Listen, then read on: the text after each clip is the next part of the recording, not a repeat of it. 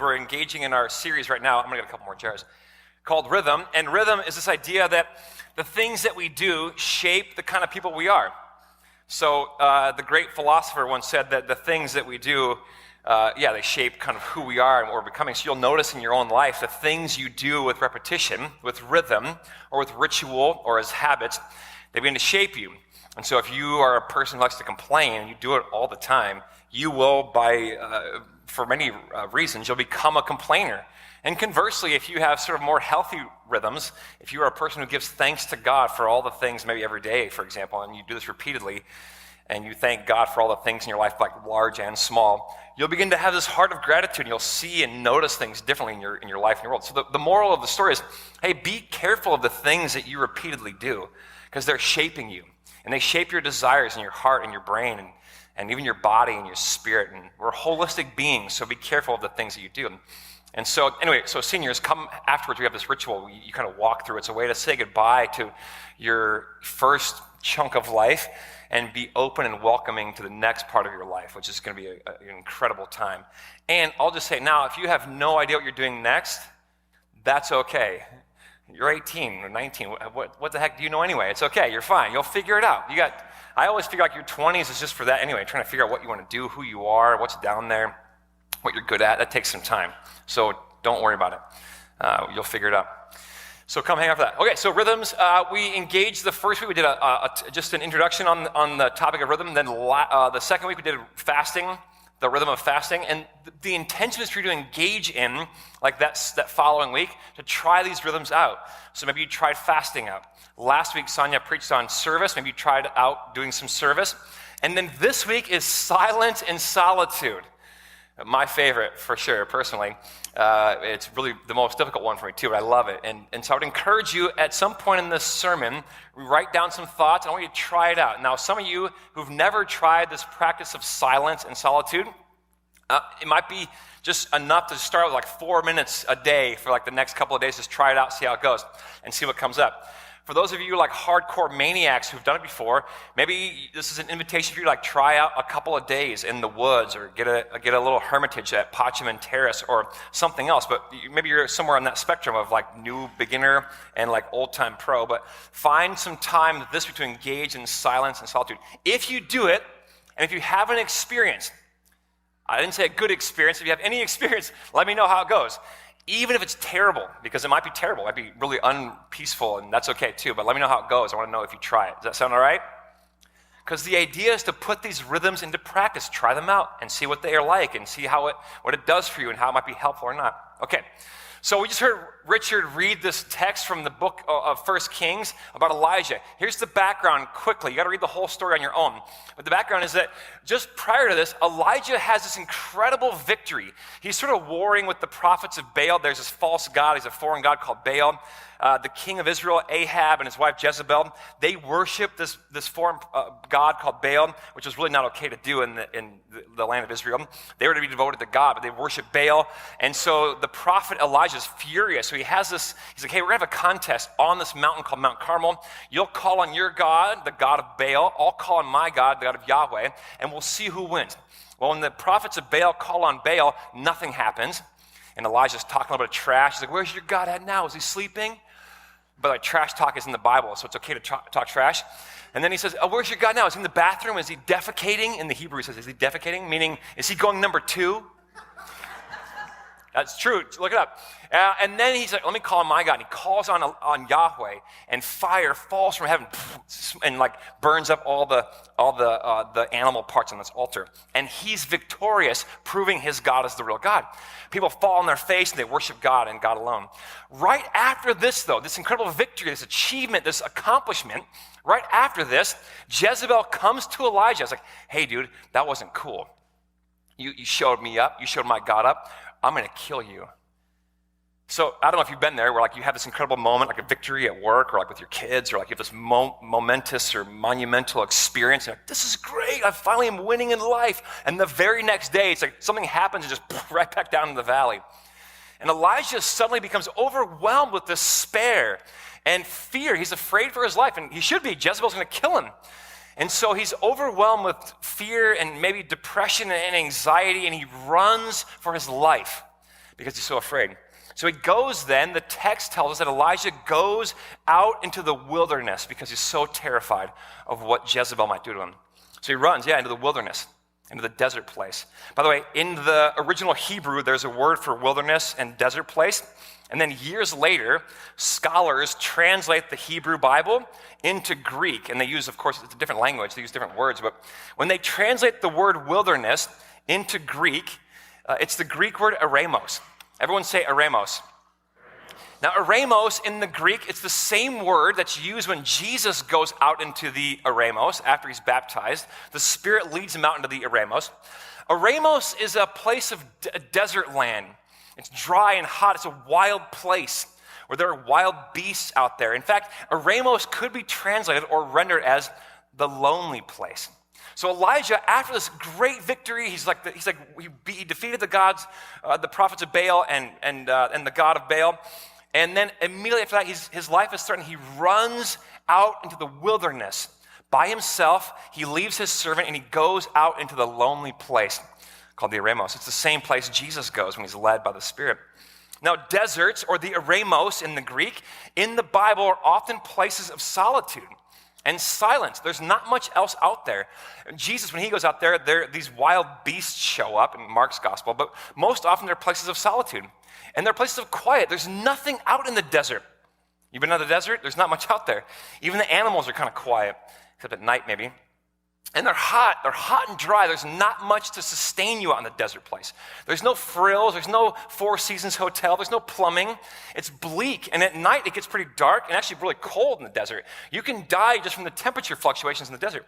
They're tough places. And in fact, in the Bible, the desert places, the eremos, they're times of testing. When you go out there, you find out what you're made of. Even today, if you go to the desert, you'll find out what you're made of. Unless you have Bear Grylls with you, you're going to struggle a little bit. And so what's on the inside of you begins to come out because there are times of testing. So what's down in there in times of desert or dryness or the eremos, loneliness, that stuff will start to come out and it'll start to surface.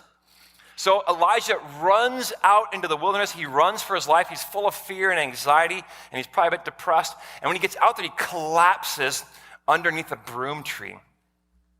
Yeah, they have broom trees sort of scattered throughout the land of Israel in the desert. I said, hey, ChatGPT, make a picture of a broom tree, make it look realistic, and make it look hot. Does that look hot? Oh yeah, I can feel the heat coming off the screen.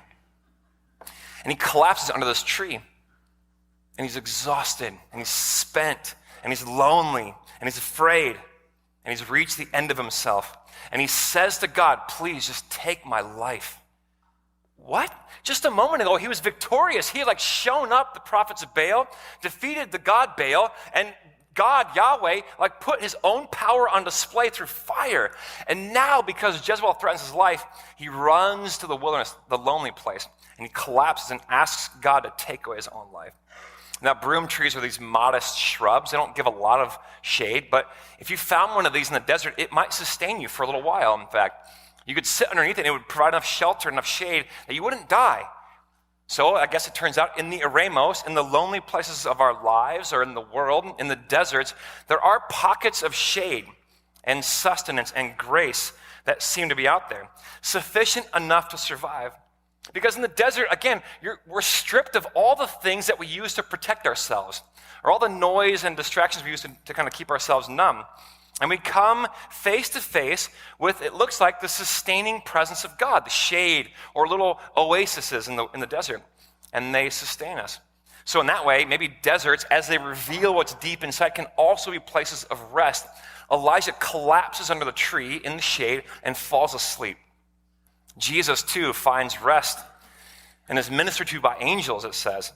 So Elijah, Jesus, what about us? I imagine that some of you today might hear the invitation, either from God or just from me, hear it from me too, to wander out into the eremos this week, into the desert, into the lonely, the dry places of our lives, and to sit under a tree and find some rest. Because the willingness to walk into the empty places of our own lives and to sit with whatever comes up, the existential despair, the loneliness, the questions, the doubt, the sorrow, the pain, the loss, and to sit with it is actually a precursor to encountering God. So this silence and this solitude in the eremos is actually a gift. So I invite you to sit in the wilderness of your own questions and your own doubts and your own sorrows, your own fears, because you're, after all, in good company with the likes of Elijah and Jesus and others in this room. See, God meets Elijah in this place. It's in the eremos, in the desert, the loneliness that Elijah finds and discovers God. In his weakest moment, he finds God there. This angel comes like, hey, wake up, and you got to eat something. So Elijah wakes up out of this fog, and he's tired, and he's under this broom tree, and he gives him some food, and he eats, and goes back to sleep. And all the sleepers in the room said, amen. And then he wakes up a second time. Hey, wake up. So he wakes up a second time, and he gives him some more food. And he falls back to sleep. Now look, I'm not saying that all the problems of the world can be solved by a good meal and a nap. I'm just saying that no problem in the world can be made worse by a good nap and some food, amen?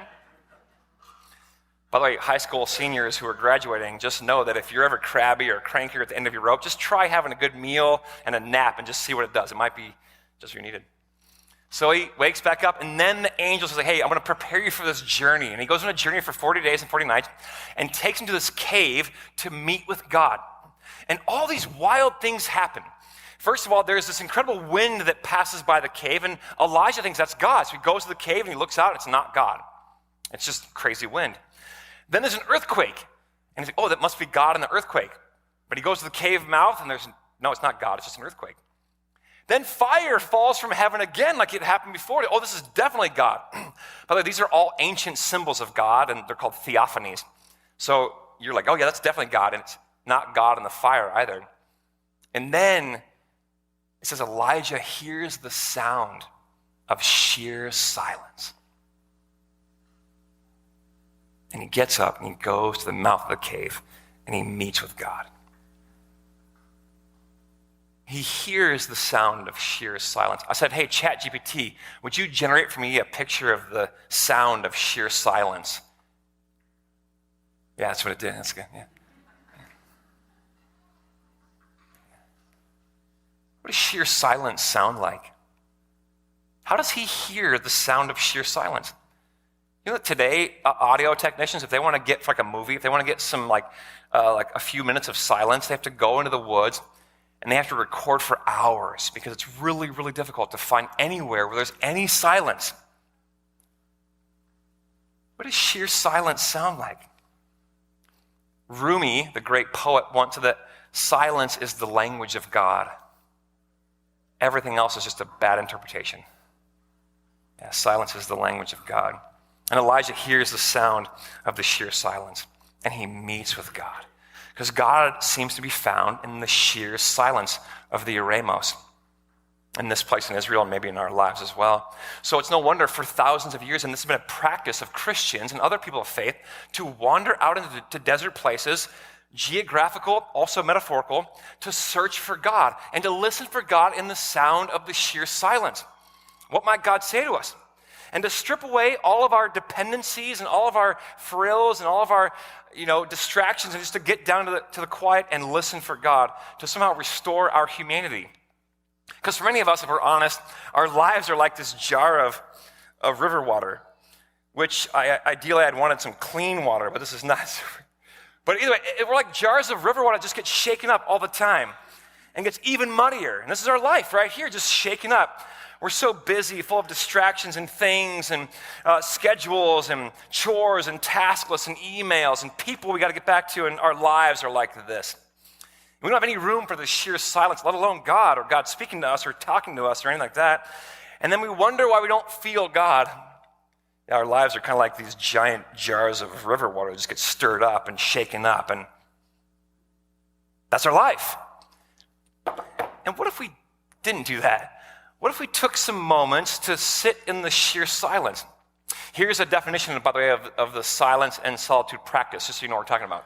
So the Christian practice of silence and solitude is the intentional withdrawal from noise and from people and from distractions. I'm already having palpitations, no. I love people, and I love noises, and I love talking. So this one's hard for me. In order, though, to be fully present with God, If you want to meet with God, I'm just telling you, you might have to wander out into the eremos and turn the noises down and be alone and see what you encounter. Opening oneself up to his voice, to his presence, and his transforming love in our lives. Here are some quick things, too, by the way, what silence and solitude is and what it's not. So silence and solitude is silence, and it's also solitude. You're welcome. By that I mean this. There's a couple of ways to experience silence. One is internally. You have this probably running monologue in your head. We call this the monkey mind. It's just always going. Worrying, thinking, planning, plotting, comparing, trying to earn things. It's blah. You probably hear it going all the time. Am I too this? Am I not enough that? Am I always going? So to quiet that down, that takes a long time to quiet down, by the way, just so you know. And the first time you try this, you might be like, I couldn't even turn it off. That's okay. You're in good company there. But it's an internal silence of all that running monologue in your head, the monkey brain.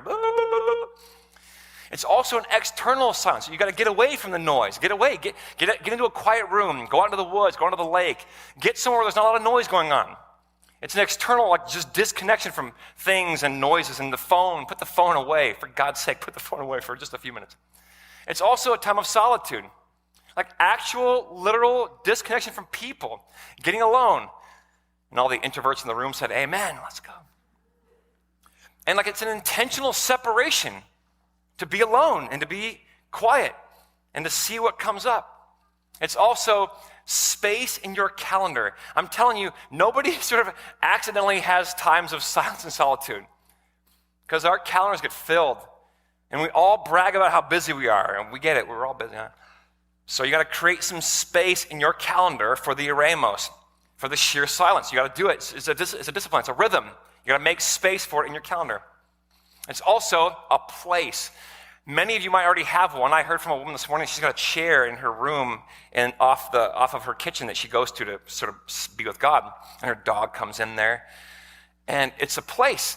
You might have a chair. It might be a cabin. It might be a spot in the woods. It might be in your backyard in a hammock. A place you go to, with rhythm, you go to the same place. And that's your holy, sacred place because your intention is different when you're there. So find a place. Make one up. It doesn't have to be anything sacred. I mean, you can make it sacred. Silence and solitude is also a place it's a state of the mind and heart, not just a geographical place, but it's also a state of being.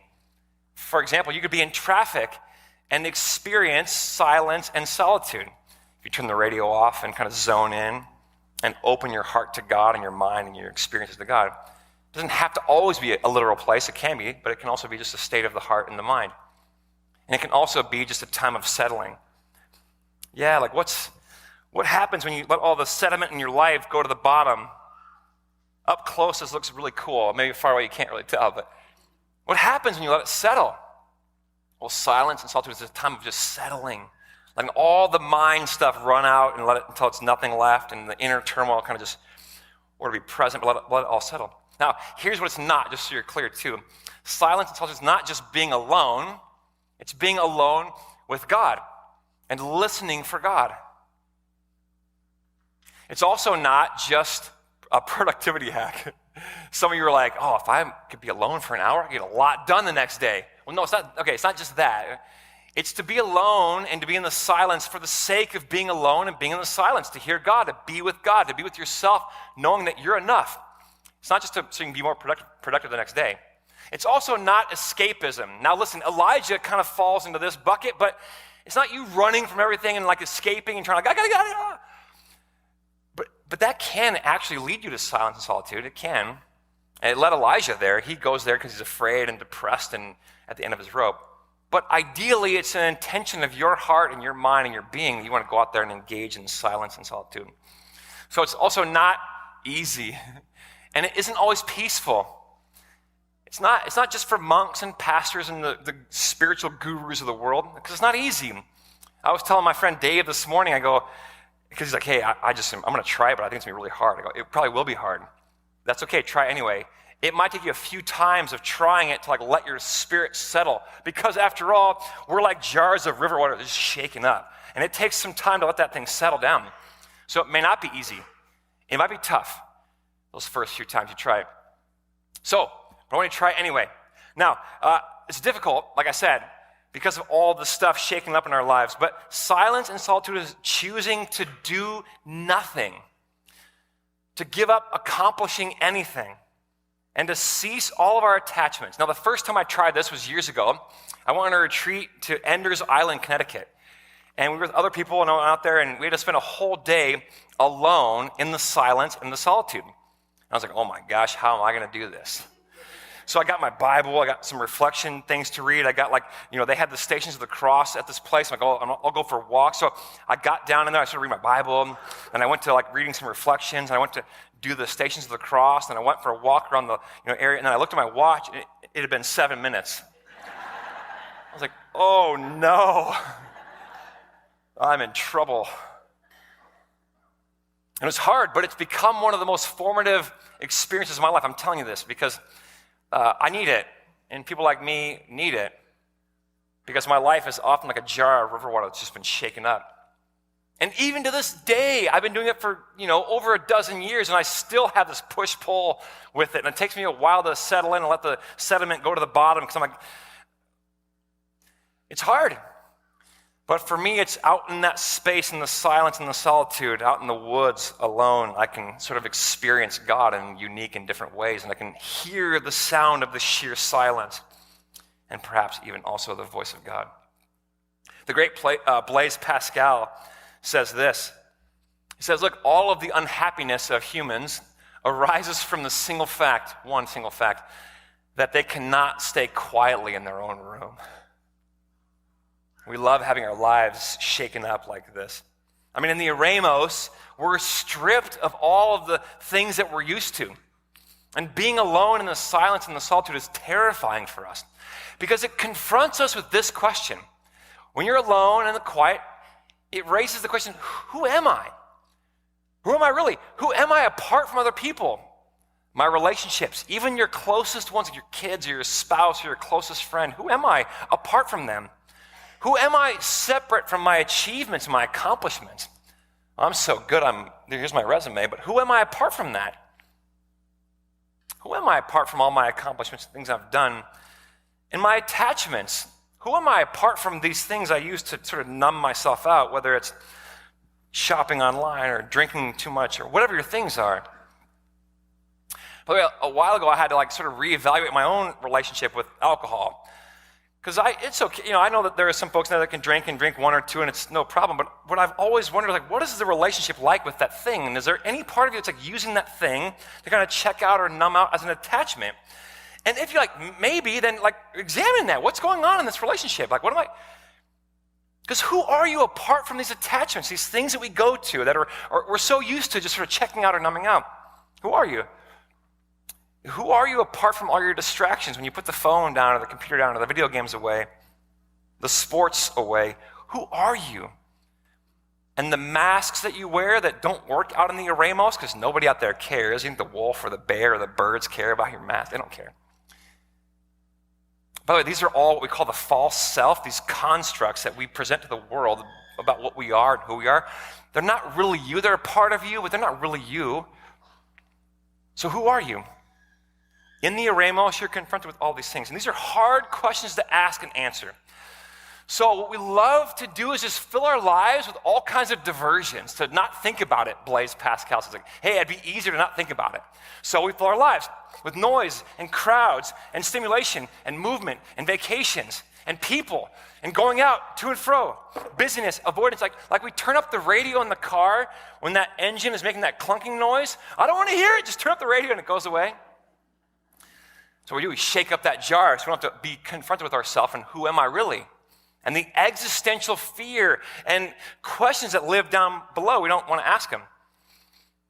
The problem, though, is we often confuse numbing with nourishing. And we think I'm nourishing my soul, but I'm actually just numbing out. And they're not the same thing. So we go on vacations, and it sounds like fun, but then we get home and we're exhausted. We're I need to rest from my vacation. Or we go home from a long day at work and we, sit down and we I want to relax. We binge watch 12 episodes of Severance. Just me? Okay. Or we just put on headphones. I love having headphones on, but man, I can check out with headphones on for a long time.